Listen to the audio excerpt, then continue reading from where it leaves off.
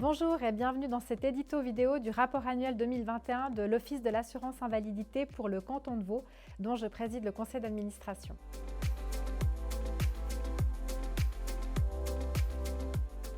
L'année 2021 a évidemment de nouveau été marquée par le Covid. Ce virus a continué d'influencer nos vies et notre travail, mais je remarque avec satisfaction que nos assurances sociales, dont l'AI fait partie évidemment, ont bien joué leur rôle et ont tenu le choc.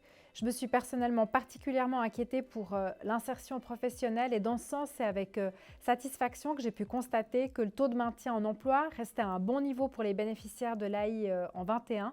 Ces 951 maintiens sont le fruit d'un travail conséquent et j'en suis évidemment bien consciente.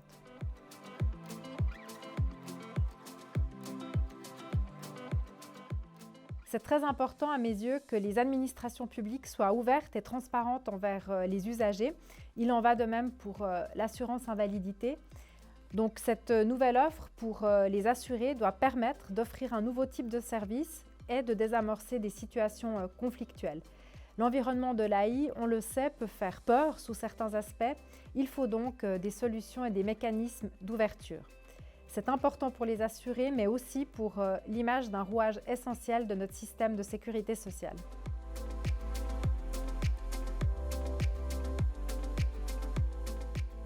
Le personnel de l'Office AI pour le canton de Vaud fait un gros travail pour rattraper du retard et améliorer la durée de traitement des cas. Les indicateurs montrent que les gros efforts consentis payent et les résultats sont remarquables. Mais la conséquence logique, c'est que des décisions tombent avec le bouclement des dossiers et que l'augmentation est donc cohérente, qu'elle s'explique.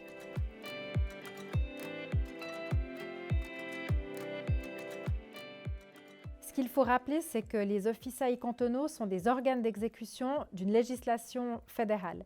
Et dans ce sens, je suis attachée au respect de la volonté du Parlement et donc au respect de la loi.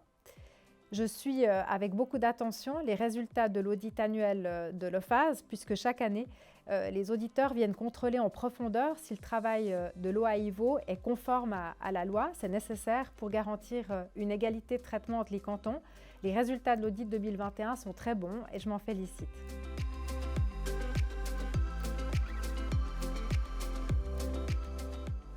J'aimerais dire deux choses. D'abord, je remercie sincèrement les collaboratrices et les collaborateurs de l'OAI pour la qualité du travail qui est effectué chaque jour. Je sais combien il est difficile de travailler dans un domaine comme l'AI où la souffrance humaine est omniprésente. Je les remercie donc de conserver leur empathie et leur engagement au quotidien.